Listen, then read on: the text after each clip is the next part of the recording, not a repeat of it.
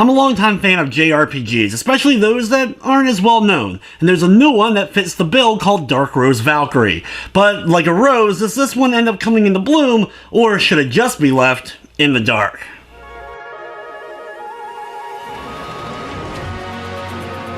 Dark Rose Valkyrie is a turn-based JRPG from Compile Hearts, the creator of the tactical Record of Agris War series and other RPGs such as Fairy Fencer F and Omega Quintet amongst others. On the surface, the game features a rather typical turn-based battle system that has some similarities to the Grandia series, but there's a bit more to it.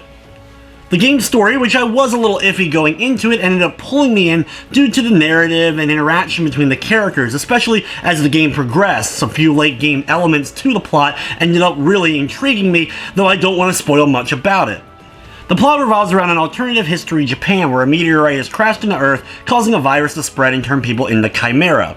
You play as the military leader of a group of Valkyries, a female squadron, and you're setting off to destroy chimera and save what's left of humanity. The game mostly takes place within one city, and as you progress through the game you slowly unlock more and more of the city for you to explore, which contains the various dungeons, such as a park or the mall. The game's story progresses with its mainline quest, but also is marred with a series of unnecessary missions that end up becoming way too repetitive way too quickly. Some of these make sense for progression, such as having to explore areas you haven't yet, or trying to take back a base that's been taken over by an evil monster, but then there's ones where you're just going into areas and defeating a number of the creatures you've been battling already in order to satisfy some artificial number, and thus you're able to continue. If these missions weren't included, the overall main story would have been much more enjoyable for me. However, it just ended up becoming a slog. Thankfully, the story and characters were good enough that it made me want to keep playing.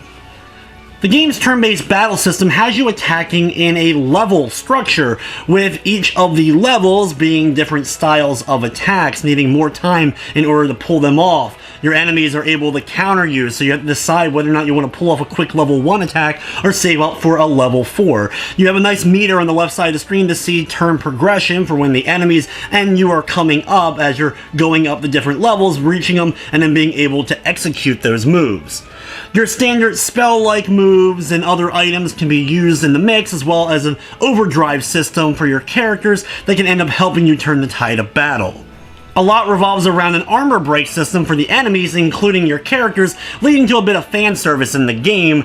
If your character ends up losing their armor, well, they're just down to their underwear. It's easy to replace once you get back to your main base, but of course if your armor is broken, you're going to take more damage, and the same goes for the enemies you're beating up. A bulk of the game's story takes place within the military base itself. Here you just have kind of a menu to select which area of the base you want to go to, where the various characters are, and you get to talk to them and make choices and dialogue as you progress through. There's a point in the game where you basically have to go into an interrogation mode, which will end up affecting the game's ending. The methods for getting the best ending in the game, though, are kind of ambiguous, so they don't really directly tell you what's going to affect it and what doesn't, which is something that's typical with this developer. The main story, especially with the unnecessary missions, is rather lengthy, taking easily 35 to 40 hours to complete it, and there are 3 difficulties. You have easy, hard, and very hard. The game handles equipment using upgrades and crafting, where you need to find certain items and a certain amount of money in order to upgrade your character's weapon, instead of having you find new weapons or straight up buy new ones, and the same goes for the armor that you have equipped on your main characters. There's other stuff like accessories you're able to get as well, that equip to the different characters, the boost stats and the like, but as far as your main weapon and armor goes, you're just going to be upgrading with various materials and money. One of the features I like most in the game is the speed up option during the course of battles. You can put it in the auto mode, which is something that's rather standard, but if you hold down R1 you can actually fast forward through the battle to get through them quicker. Also, I have to say that load times between areas is very fast. I'm able to get right from the army base into whatever area I'm trying to travel to in just a matter of seconds. From the technical side of things though, the game did run smoothly. I didn't run any major glitching, crashing, or slowdown of any sort. Dark Rose Valkyrie is available now on the PlayStation 4 for $59.99, and it does have a full trophy list in Platinum. Overall, if you're looking to scratch a JRPG itch, Dark Rose Valkyrie may be for you. It's not the most stellar to look at game, but it has a lengthy campaign and a decent story that's told throughout. Just be prepared for plenty of kind of unnecessary walls and missions that you have to complete in order to get that story going, though I'm sure there are going to be some out there that like that aspect.